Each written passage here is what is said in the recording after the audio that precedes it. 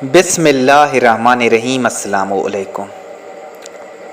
मज़ीद सामीन, मैं हूँ वसीम अकरम बलोच। आप लोग देख रहे हैं हिस्ट्री। बढ़ते हैं आज की वीडियो की तरफ। कौम बनी इसराइल तारीख़ की एक ऐसी कौम है जिनकी तरफ अल्लाह ने सबसे ज़्यादा पैगंबर भेजे, जो हर दौर में उनकी रहनुमाई करते रहे। अल्लाह ताला ने बनी इसराइल को एक लंबे अरसे तक दुनिया के दूसरे अक़वाम पर सबकत दी और दुनियावी अरूज अता फरमाई, और बनी इसराइल को बेशुमार नेमतों से भी नवाजा गया था और मुक़द्दस सरज़मीन भी अता की। इसके बावजूद ये कौम अल्लाह की नाफरमान साबित हो गई। यहूदियों ने अपनी तरफ भेजे गए बहुत बेशुमार नबियों को कत्ल किया, अल्लाह के हुक्म की पामाली की और हर दौर में शिरक में मुब्तला रहे। ये मुजरिम कौम जब अजाब में मुब्तला होती तो अपने पैगंबर पर ईमान लाकर उनकी पैरवी शुरू कर देते, और जैसे ही इन पर से ये अजाब हटा दी जाती वो दोबारा हक के मुनकिर बन जाते।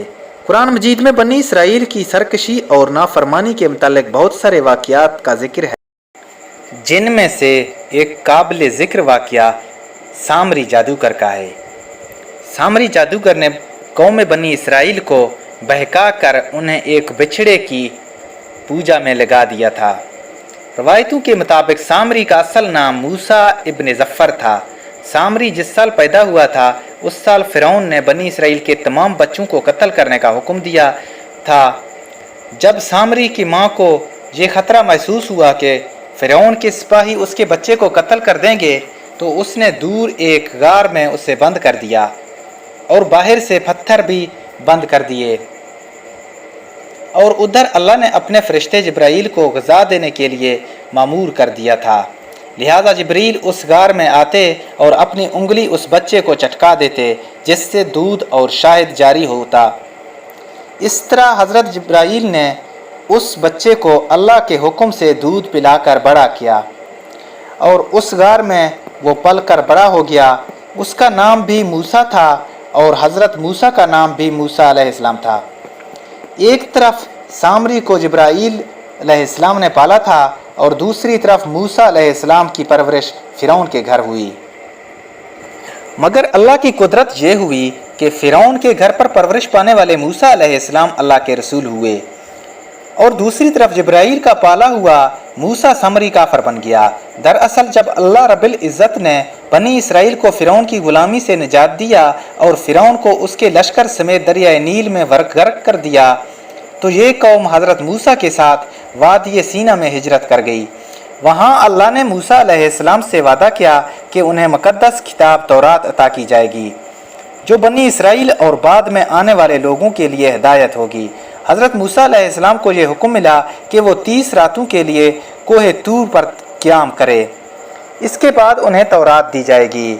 लिहाजा हज़रत मूसा ने अपने भाई हारून को अपना खलीफा मुकर्रर किया और बनी इसराइल को अपने भाई के सुपुर्द करके उन्हें ये काम सौंपा कि जब तक आप कोहे तूर से वापस ना लौटें, वो इस कौम के मसाइल देखेंगे और इनका इंतज़ाम संभालेंगे। मूसा कोहे तूर पर चले गए, जहां आप पूरे 1 माह रोज़े और इबादत में मसरूफ़ हो गए। इधर शैतान मरदूद को बनी इसराइल को बहकाने का एक सुनहरा मौका मिल गया। लिहाजा सामरी ने बनी इसराइल को बहकाने का इरादा किया। मूसा सामरी बनी इसराइल के साथ मिस्र से हिजरत करके उनके साथ आया था। जब मूसा अलैहिस्सलाम को कोहे तूर से आने में ताख़ीर हुई और 30 दिन से भी ज़्यादा का टाइम हो गया, तो सामरी ने बनी इसराइल में यह अफवाह फैला दी कि मूसा अलैहिस्सलाम की मौत हो गई है। उसने बनी इसराइल से ये कहा, तुम लोग अपने सोने चांदी के ज़ेवरात मेरे पास रख दो, ताकि आगे सफ़र में ये कीमती सामान कहीं खो ना जाए।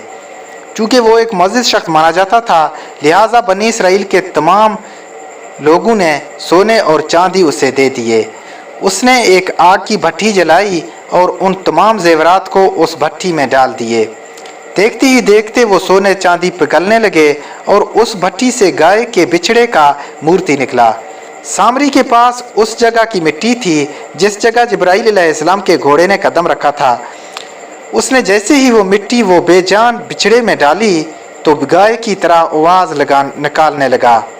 सामरी ने बनी इसराइल से कहा, मूसा तो अपनी खुदा की तलाश में तूर पर गया है।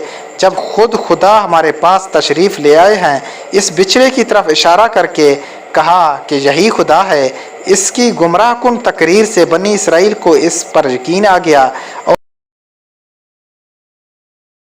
वो उस बिछड़े को खुदा मानने लगे। उन्होंने उस बिछड़े की पूजा शुरू कर दी और उसी के आगे सिजदा करने लगे।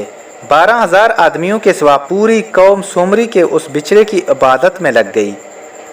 और उधर कोह तूर पर मूसा अलैहिस्सलाम 40 दिन रोज़ा और इबादत के बाद अल्लाह ताला की तरफ से कलाम मिला, जो 10 मुक़द्दस तख्तियों पर तहरीर किए गए थे।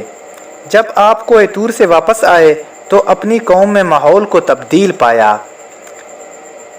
हर तरफ कुफ्र और शिरक की बो आ रही थी और लोग एक बिछड़े की पूजा में मसरूफ़ थे। ये देखकर हज़रत मूसा अलैहिस्सलाम गज़बनाक हो गए और आप पर जलाल तारी हो गया।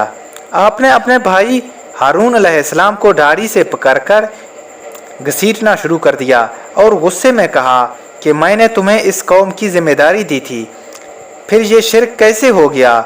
लोग इस बिछड़े की पूजा क्यों कर रहे हैं? हज़रत हारून ने कहा, मेरे भाई, मुझ पे मिलामत न करो। इस कौम ने मेरी बात ना मानी और मुझे कमज़ोर कर दिया। मेरे लाख समझाने के बावजूद ये इसी अमल में पड़े गए और मुझे जान से मारने की धमकी भी दी, लेकिन मैं इन जालिम लोगों में शामिल नहीं हुआ। लिहाजा मूसा का जलाल कुछ कम हुआ तो आप अलैहिस्सलाम ने अल्लाह ताला से अपने भाई की बख्शिश की दुआ फरमाई।